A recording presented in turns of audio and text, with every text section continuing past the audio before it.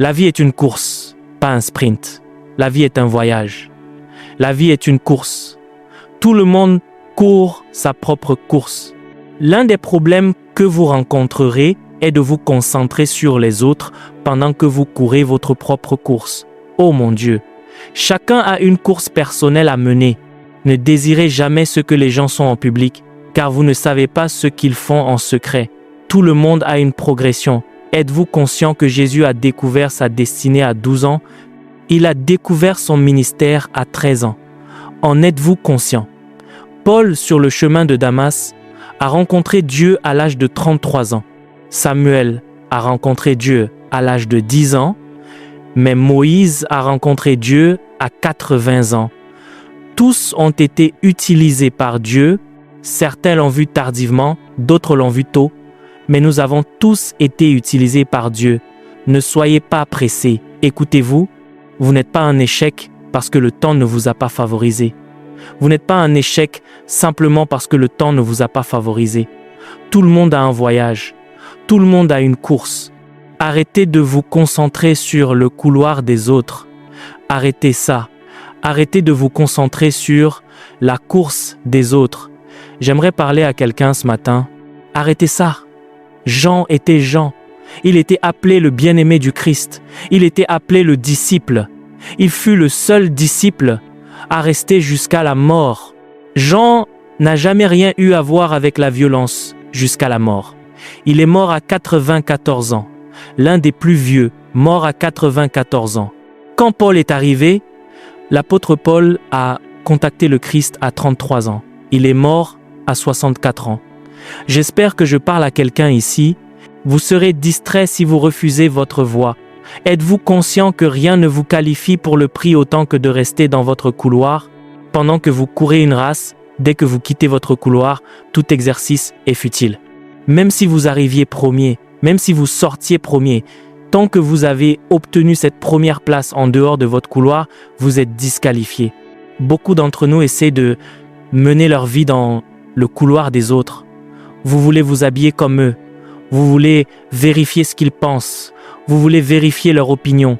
Vous voulez vérifier leur approbation. Vous voulez vérifier leur validation. Suivez-vous ce dont je parle.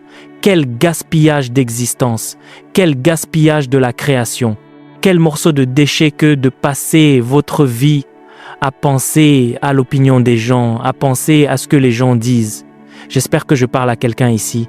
Certaines personnes faisaient une vidéo de moi et disaient « l'apôtre Suleiman, les gens montrent que l'apôtre nourrit les gens tous les jours, c'est pas réel, c'est de l'intelligence artificielle. » Et quelqu'un a dit « dois-tu répondre ?» J'ai dit « répondre, es-tu une intelligence artificielle pour rendre les choses réelles ?»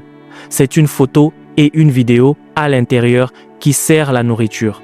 Devinez quoi? La personne qui essaie de l'analyser comme de l'intelligence artificielle a dit « ce n'est pas vrai. Comment quelqu'un peut-il nourrir tout le monde ?» C'est pas vrai, c'est de l'intelligence artificielle. Et les gens disent « mais c'est vrai. » J'ai dit « pourquoi répondez-vous ?» C'est comme si vous marchiez vers moi maintenant et disiez « apôtre, vous êtes une femme. » Je dirais « moi? Allez-vous me dire de vous montrer quelque chose? Quelque chose ne va pas chez moi parce que c'est pas un débat. Non, ils disent que c'est de l'intelligence artificielle. Maintenant, je leur ai dit, nous avons de meilleures choses à faire. Écoutez-moi. Alors que vous cheminez dans la vie, comprenez très clairement que les gens ont droit à leur opinion. Écoutez-moi. Tout ce que vous avez, portez-le. Tout l'argent que vous avez, dépensez-le. Partout où vous voulez vivre, vivez votre vie tant que cela glorifie Dieu. Toutes les autres personnes peuvent aller au diable. Beaucoup de gens, Dieu les a bénis, mais ils ne peuvent pas profiter de la bénédiction parce que les gens vont parler. Oh, ils ne peuvent pas en profiter. Ils ne peuvent pas profiter de la prospérité parce que les gens vont parler. Est-ce que je parle à quelqu'un ici? Et vous avez acheté une voiture et quelqu'un essaie de vous faire sentir non spirituel? Tu achètes une voiture alors que les gens n'ont pas mangé. La voiture est vanité.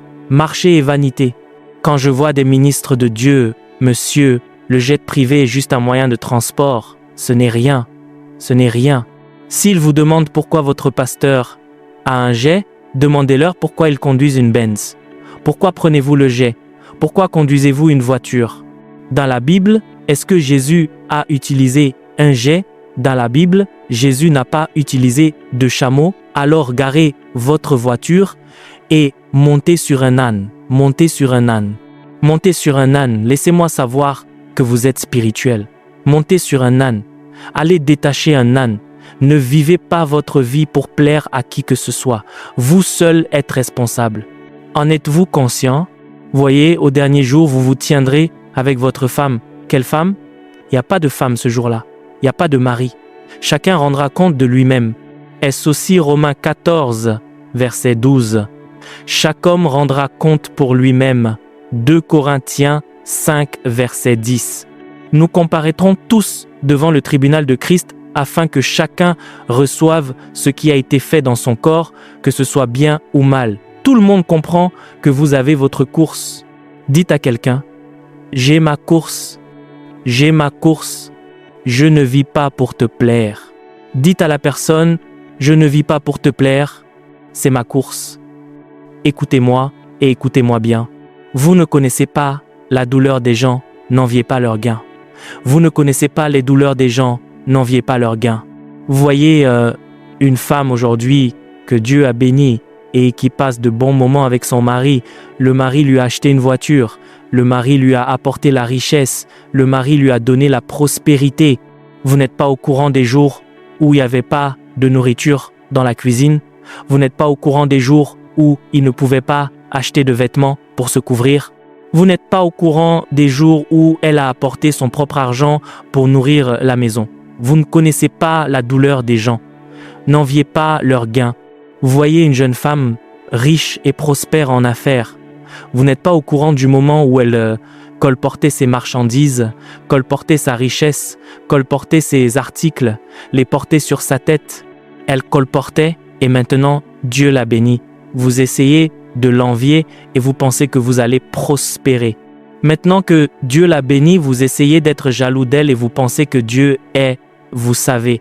Attendez, il y avait beaucoup de prophéties, toutes les prophéties de pauvreté qui ont été données contre les hommes de Dieu qui réussissent.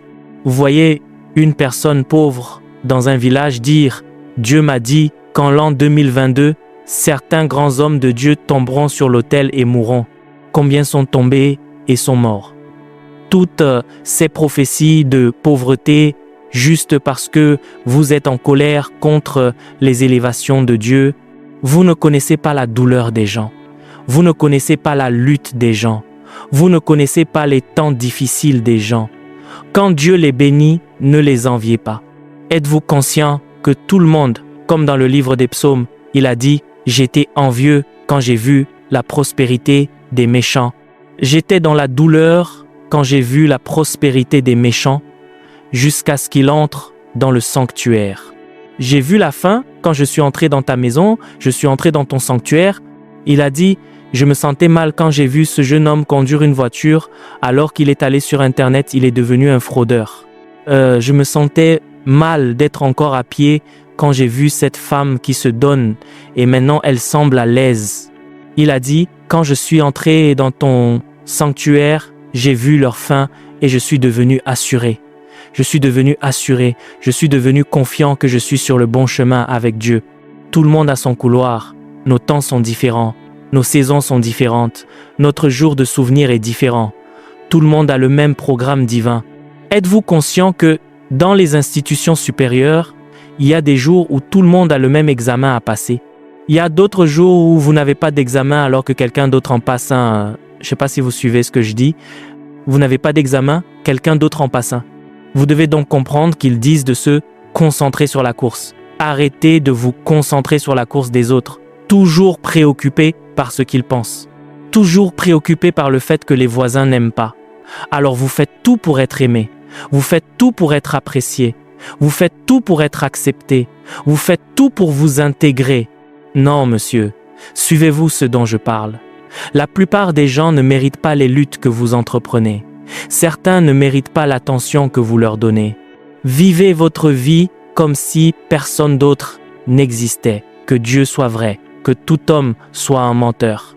C'est la vie que vous vivez. C'est la vie que vous vivez. Est-ce que je parle à quelqu'un ici? Dites à quelqu'un, je t'aime. Assurez-vous de ne pas vous tenir à côté de la femme de quelqu'un. C'est juste. Assurez-vous de ne pas dire cela à la femme de quelqu'un. Dites, je t'aime.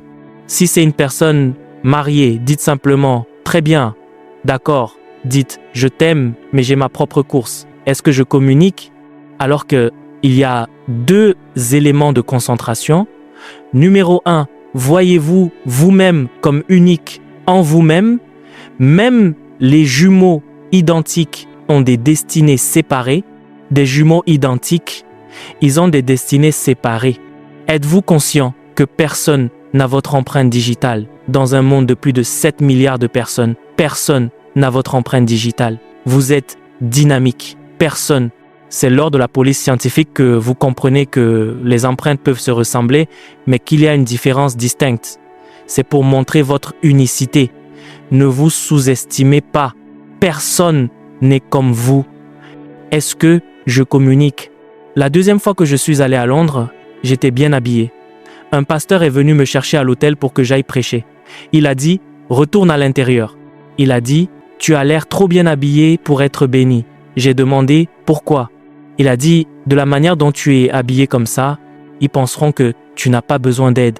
J'ai dit, suis-je venu ici pour dire que j'ai besoin d'aide? Il a dit, non, non, non, non, non, aide-toi, enlève le costume, sois juste. Tu sais, aie l'air de souffrir. J'ai dit non, laissez-moi faire. Non, j'y vais. Je suis merveilleusement fait. Est-ce que je parle à quelqu'un ici?